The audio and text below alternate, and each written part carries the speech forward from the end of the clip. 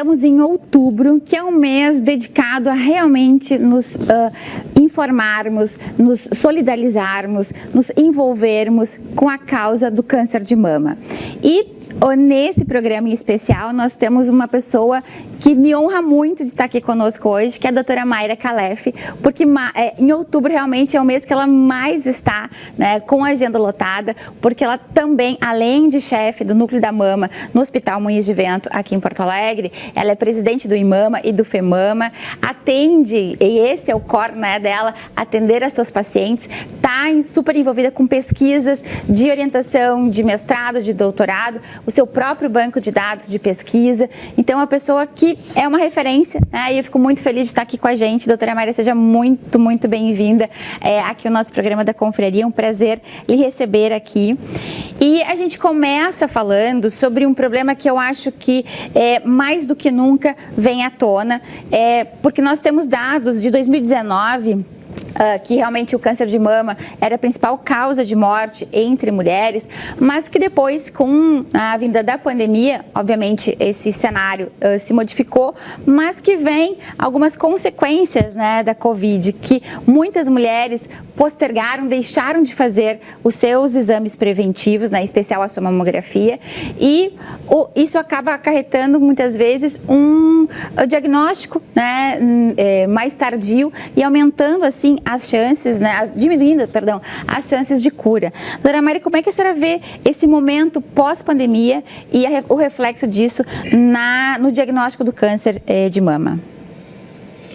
Muito obrigada pelo convite. Por favor. Gostei muito, sempre tive curiosidade sobre a Confraria do Batom, porque eu não saio de casa sem batom. Ah, que bom! Eu não tenho, eu estou no elevador e eu já estou vendo que eu não estou, eu volto.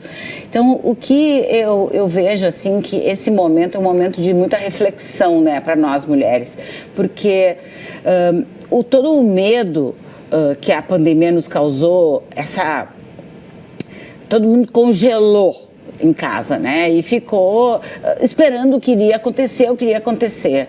Só que o câncer continua acontecendo, apesar do coronavírus.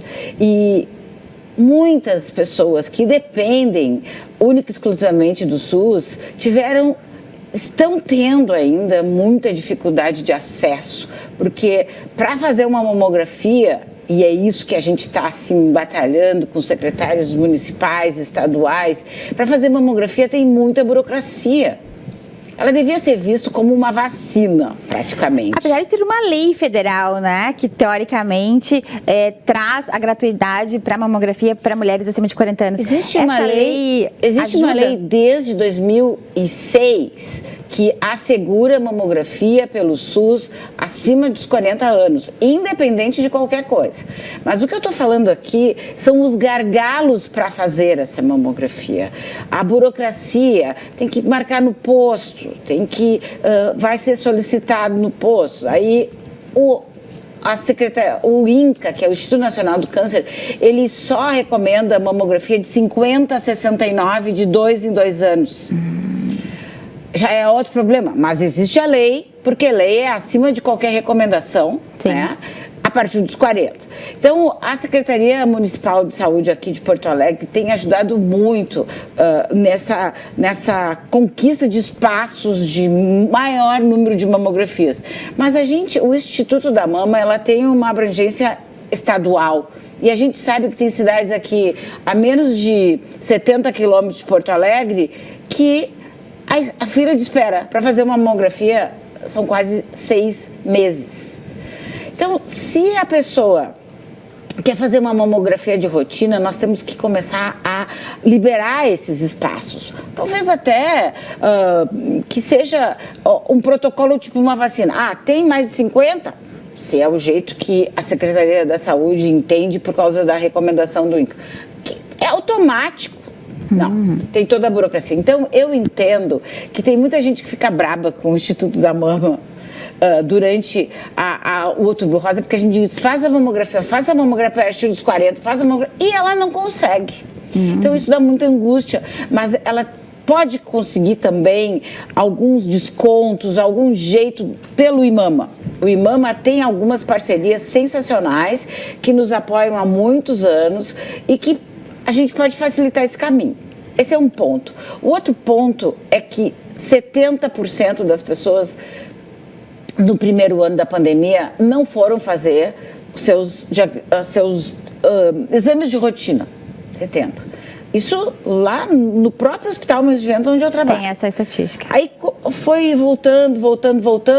Depois, em fevereiro, nós tivemos outro baque. Maio aumentou de novo.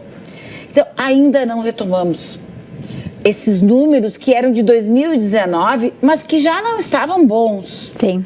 E por que eu falo tanto na mamografia? Porque é o único caminho para detectar, diagnosticar tumores ou lesões que ainda não são palpáveis. Porque é claro que a gente deve se conhecer. A importância do autoexame, inclusive, o autoconhecimento do corpo, ver as pintas, ver o que está acontecendo, peso, controlar esses controles de autoconhecimento do corpo. Mas tem um tumor para ser detectado na mão, até pelo especialista, ele tem que ter quase 2 centímetros. Sim. 1,5 a 2 centímetros. Só tumores muito embaixo da pele que a gente consegue com o dedo detectar antes desse tamanho. E o tamanho importa para o tipo de tratamento. Sim. E aí nós teríamos, então, o autoexame, que obviamente e com maior frequência precisa ser feito, a mamografia de rotina, né? E depois também tem outros exames, a própria ultrassonografia mamária e tal. Esses 3 exames, eles precisam estar na agenda das mulheres, né? Sim, e tem, eu acho que antes até de falar de ultrassonografia, de ecografia, ele nunca se provou ser um exame que promovesse vamos dizer assim, o aumento da cura. Como rastreio, ele não serve, tá? É a mamografia que serve. Mas muitas mulheres com mamas densas precisam fazer os 2. Sim. Outro gargalo. A gente sabe que nesse Outubro Rosa nós vamos ter já está acontecendo um mutirão de ecografias pela Secretaria Municipal de Saúde, porque a fila de espera é imensa. Sim. Tinha assim. Mas voltando nesse ponto que você falou, eu acho que o que é importante também é o exame do médico, o exame do ginecologista. Porque com tão pouco tempo, às vezes, que a pessoa tem, o médico tem no posto, ou até numa consulta de ginecologia, não palpa a mama. E isso é um erro grave. Então, muitos motivos aí. A mulher tem que saber que o exame da mama pelo médico pode salvar vidas e mais, ele é obrigatório no exame ginecológico. Dentro dos protocolos, né? Eu estava olhando para sua camiseta e sei que agora do FEMAMA para 2022 a gente tem as 3 perguntas que salvam. A gente está já no finalzinho, a pessoa já está sinalizando o nosso tempo, mas não queria deixar de que a senhora mencionasse, por favor. No site do FEMAMA tem mais informações sobre as 3 perguntas, mas quais são, né, essas 3 reflexões que podem literalmente ajudar a salvar as mulheres nessa caminhada? Essas perguntas a gente tem que fazer em casa, para as amigas, para a mãe, para a avó, para a tia. A gente vai colocar, inclusive, o QR Code do FEMAMA, onde tem essas informações. São as 3 perguntas. A primeira diz assim, quanto antes você chegar no diagnóstico, melhor. Então, não pode ter medo do diagnóstico.